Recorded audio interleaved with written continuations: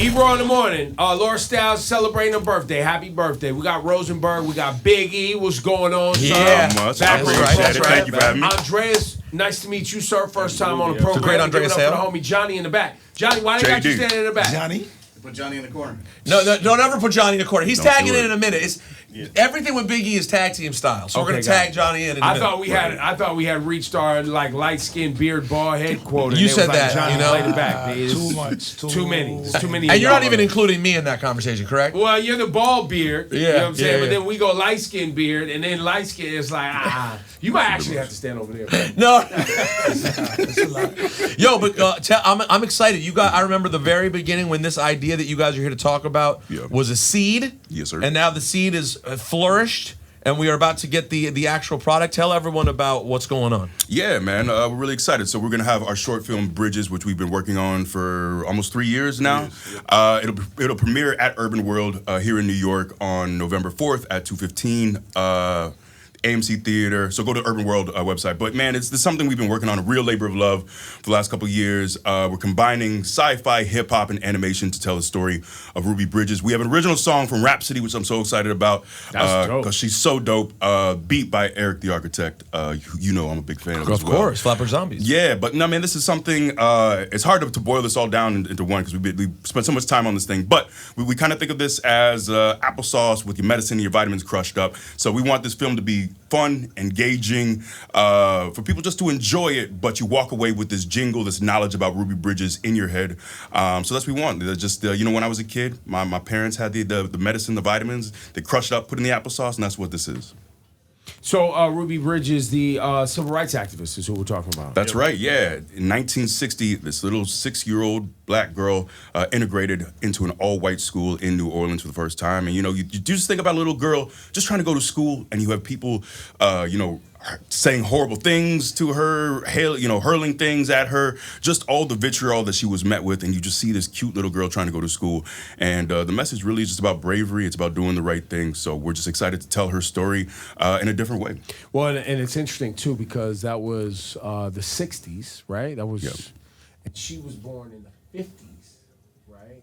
She's still with us today. She's still here.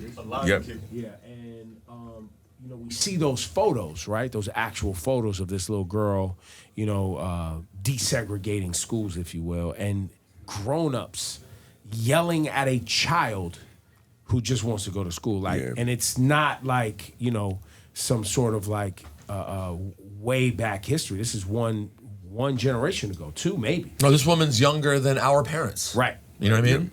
And that's the interesting thing about, like, when this came to fruition, pandemic, George Floyd, Breonna Taylor happened, me, Johnny was trying to figure out, well, what do we do to keep these conversations going, right? And the problem is, like, racism, especially during the pandemic, it was like front and center. We were all at home. We had nowhere to go but to watch this happen. But racism, it starts at the root when you're kids, right? Like, we can make movies for black folks about civil rights, and we're preaching to the choir.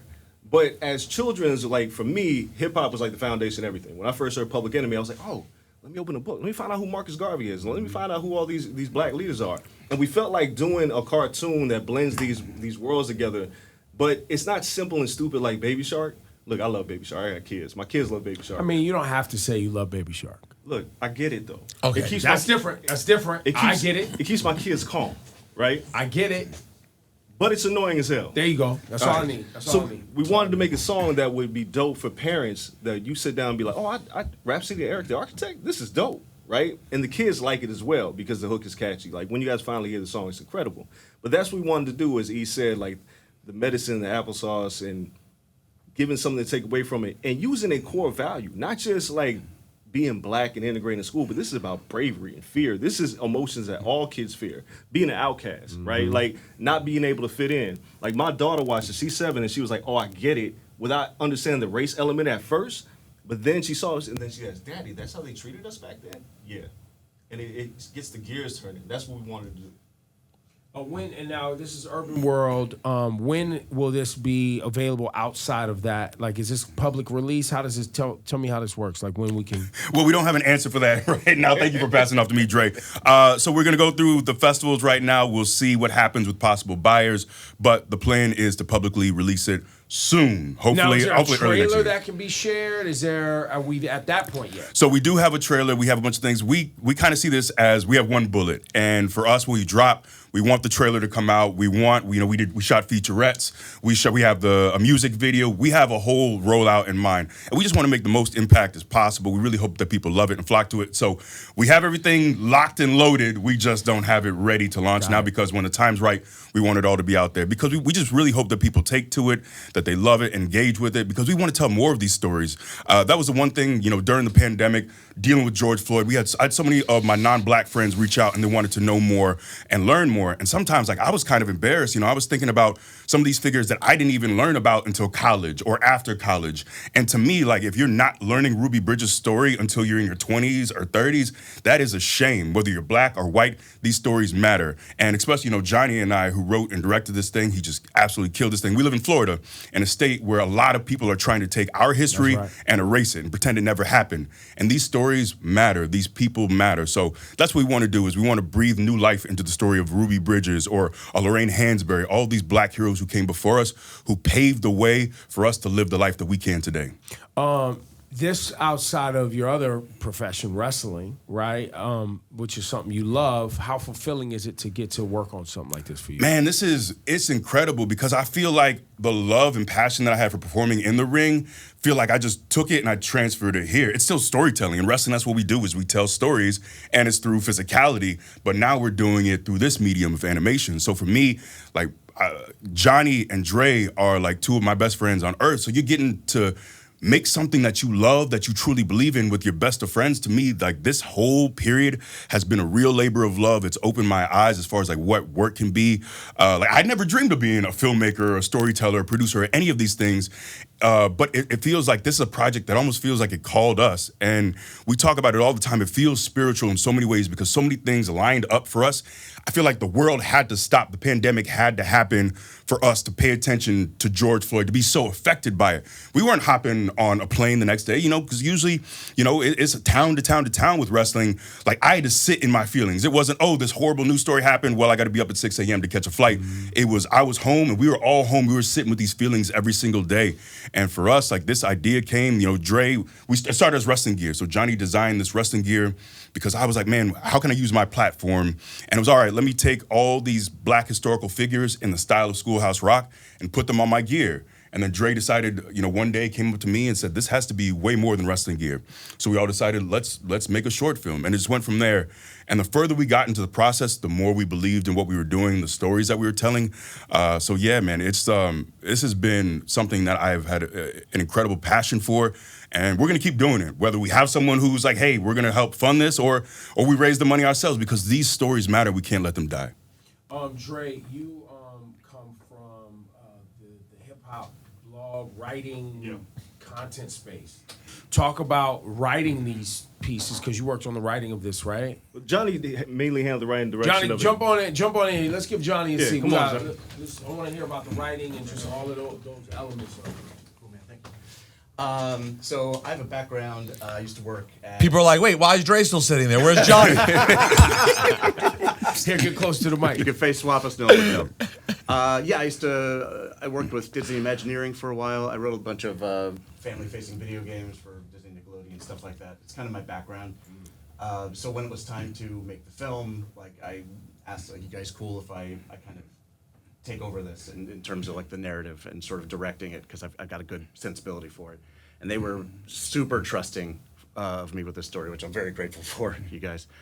And I have a daughter who's she was 11 at the time, and I just that's the crowd that you need, right? You need kids. I remember when I was that age, I could not get into history. I just can't. I don't know if it's because if it's boring, if it's the fashion. The second you see old, you're like, this feels old. Yep. Exactly. So we had to find a way to make it accessible, and that's where the sci-fi came in, because that's what I like, So we've got robots, we've got holograms, we've got VR elements, we've got this awesome futuristic museum called the Hall of Heroes. And so we just kind of made it very accessible, and then you kind of hide this story and this messaging in it, and that's how we approached it. Do you have you ever written kind of a historical animation like this? Have you ever ventured down this path before? Never. And I'll tell you what, I really enjoy this project because it's like he said, I'm learning this history that we should have learned. We all should learn this stuff in school. Right. For some reason, there's American history and there's Black history, and I don't know why they're separated, and that's kind of what we're trying to do is bring it together. So I'm learning this stuff as we're writing it. Well, we know why they're separated. It's because they don't want to tell it. Because they would have to then admit to the abuses and the disregard and the dehumanization and the erasure of basically people who helped build this thing, who literally physically built it for free, and they don't want to have to relive their shame, while Black folks continually have to relive our pain. Yeah, it's so good. Shawnee started playing music. That's how crazy that was. Bars. No, but that, we know that's the answer, right? Like, But you're right. Also, though, that Black history is American history. Yes. And it is so cool. These stories are so important for everybody to know. I mean, that's one of the things that always irks me in these conversations is people act as if Black history is just important for Black people to know. And I'm always like, no. I want one day my children to hear these stories and understand what happened and know who Ruby Bridges is. So the fact that you're able to give it to people in this way, I mean, that's really the art that we're all looking for, right? Stuff that's fun and enjoyable, but at the end of it, you come away actually feeling like you know something that you didn't know previously. Yeah. All due respect to Baby Shark. Of course. But a lot of people don't know too, like with the situation with Ruby, she had one teacher, Barbara Henry, who's still here with us in her 80s. One white teacher, everyone else, like kids were pulled out of the school, teachers refused to teach her, but every day for a whole year, it was Barbara Henry and Ruby Bridges. So for people who are like, how does this story resonate with me if I'm not Black? You see a white person, a white woman, a teacher who said, I see something that's wrong, that's happening. She stood up and she did the right thing and she taught Ruby. So her example, I love that story because you have this woman who decided, I'm gonna do the right thing. I'm gonna be an ally. She's still here Real with us today. allyship when it was a risk. It wasn't just an Instagram post. Exactly. Right. It was risking your community and how you were gonna be viewed by these other people. Right. That's amazing. Are they still close to this day? It's a great question. I'm not From sure. what we hear, they've been best friends for years. Wow. Yeah. Teacher and student. Yeah. That's and now, amazing. have you guys had a chance to talk to Ruby in this process? So we reached out through DM. That's all. That's the language I You know. slid in Ruby Bridges DM. Right. We didn't get a response back, but no. It's the dope thing now is she's committed her life to being an activist. Yeah. She still does this work. You still She see got a her website, doing- rubybridges.com. She does. I just Googled her because I was like, what is she actually doing right now? Yeah, she's still and writing books as well. So we would love to get in contact with her. Where we're trying. Hopefully, at some point, we will. I'm hoping sure this it's going to will be get on part our of it. radar, especially once you guys start winning awards. It's at film festivals and, I'm confident. And you got Chanel doing PR now. You see, it's only a matter of time. Shout out to You know what I mean? Chanel. It's going to be there. Now, can we ask you about what's going on with you these days, Biggie? You can. What's yeah. going on with you besides the amazing work you're doing with these gentlemen? Do we think we're going to see you? I try not to bother you about this on a personal level. I appreciate that. Yeah. But are you going to yeah. come back and wrestle anytime? Well, I mean, I don't have a timeline right now. Look, I'm trying to be smart about things. Thankfully, I don't have any issues with headaches or pain, function, any of those things. But in the same vein, it is my C1. And C1 vertebrae. My C1 vertebrae. what does which that is- mean in relationship to the whole spine and danger and head? And what is? So the C1 is your most crucial vertebrae because it's right next to your brainstem. There's nothing else between that and your brainstem. And, I was really fortunate because if there's any displacement with that C1, if it broke, especially breaking in two places, it's called a Jefferson fracture, the kind of fracture I had. If it's displaced at all, like it's often common if you have like diving incidents where people are diving in shallow pools or where there's no water, they go head first and oftentimes die. But if there's any movement in that, it can touch your spinal cord and that can lead to paralysis. It can be a stroke or instant death. So I'm really grateful. I'm blessed that I avoided all those things, but I'm just trying to be smart about it because I have had a couple doctors. Actually, the one doctor who did Tyson Kidd surgery. He also had a very similar injury. Actually, his was worse than mine. But Tyson never worked again either. Never worked He's again. a producer and he doesn't work anymore. Yeah. Right.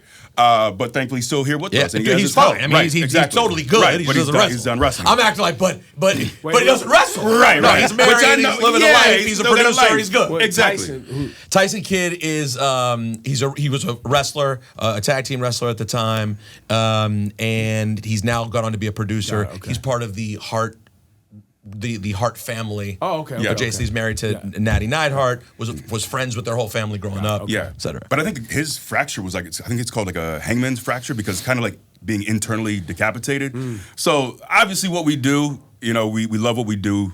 We love entertaining fans, but it is dangerous, man. And we have, I think Eric just had his neck fused. You know, Brandy just had a fusion. So for me, especially at 37, you know, when you start, I started wrestling when I was 23. At 23, man, like I was ready to die in the ring. What do I care? At 37, It's a little bit smarter. You're smarter. You have more people Your around you frontal care about. lobe has hardened now. You're not, you know, you don't have this soft head like a child where your brain doesn't actually process information and pain. Exactly. And so now you're thinking clear about your future. Right. I don't want to be dead at 37. So Well, I and just want also to make the best decision for myself. And, well, two things. One, I know everyone speculated on this when it happened. Is it because you're such a jacked MFer that you were ultimately okay? Yeah, all the docs did tell me that because I have a column of a neck, that thankfully held everything in place. Because breaking your neck, obviously not great, but the displacement of the vertebrae is what really, but that, if it got displaced at all, we're talking even like a few millimeters one way or another, that's when you have serious issues, especially with your C1. So yeah, thankfully having a big neck, so yeah. Bro, the night that it happened, I've told you this before, but I was at dinner with Dipperstein in LA. Yeah. And when I was hours behind, so I wasn't watching the show because they don't show SmackDown on West Coast time. Right. Andreas, you know this life. So I'm out there and like I'm just the texts start coming in. Bro, first of all, you obviously already know how scared everybody was. And this man is so loved. I can't remotely overstate how loved this man is backstage at WWE. But then you were the best. This speaks to how great you are. You also made everyone feel better within like 2 hours. Like, I feel like we all knew within a few hours you kind of got the word out there like, I'm okay. Well, it was late at night, and you know, I had people text me. I just didn't want people to worry. Like, I'm fine. We're like, honestly, I didn't even think it was that big of a deal. I thought, oh, a little neck contusion, it's fine. Like, I took the bump, and I didn't go out. I knew it didn't go well, but I never went out. I never saw stars. Didn't have a concussion. No headaches. Still moving my fingers and my toes. I'm good. In fact, I was like, let me lay here for a little bit.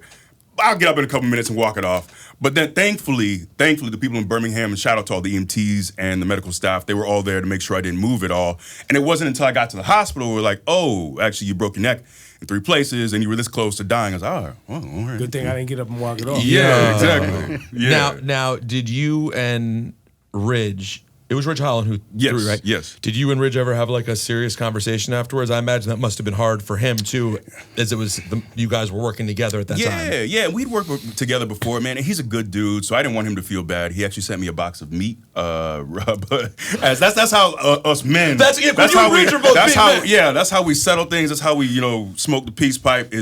He send me a bunch of beef, but I don't really eat red meat like that. So I sent it to Johnny, and he sent you a bunch of beef. The solution was beef. Hey yo. But you were able to have a conversation with him where you're like, hey, it's no hard feelings. Things, things just went awry. There's no malice. He didn't mean to hurt me. He's got a favor. Like, he was posting that people were sending him death threats. Like, it's things go awry in wrestling. It happens. He didn't mean it. We're cool. It's fine. People leave that man alone. And how about your brothers from the New Day, who obviously you talk to them all the time? I do.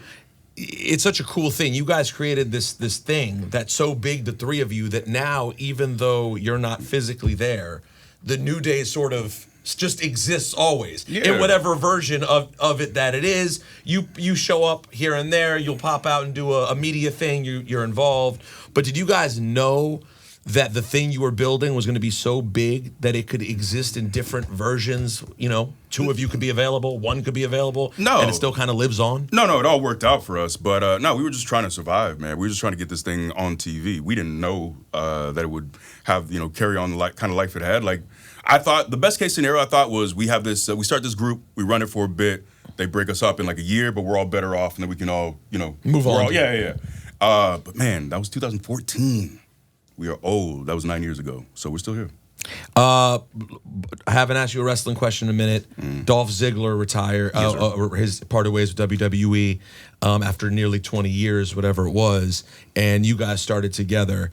I know he played a pretty instrumental part for you early on. So just I wanted to give you a microphone and a platform to talk about Dolph no longer being with WWE. Yeah, no, I just have a lot of respect for him, man, because he didn't have to, at the time, like, he didn't really need me, and I felt like the company was trying to force him to have a heater, and he was over enough, he was killing it enough to not need me. Like, he should have had that opportunity without me, without all that stuff. So I appreciate him kind of taking me under his wing. You know, when I first started, my very first like moment on the main roster was laying out John Cena in Philly to close the show. Like, so I am so appreciative of that opportunity. And then like to get to travel the world with Dolph, to learn from him, to be ringside. Like, I still remember vividly, it was at Madison Square Garden. The main event is Cena and Ziggler in a steel cage. And I'm there ringside, I'm there listening, hearing the crowd, learning. So it's the best learning experience being under Dolph. And he is the smoothest, you know how he is. I mean, in ring, just no one's better. better. So, man, salute to him, and I just appreciate all he did for me in my career. But yeah, he's the man. Did you ever hear anything louder in the ring than when he cashed in that Nah, night? it's pop at Izod Center.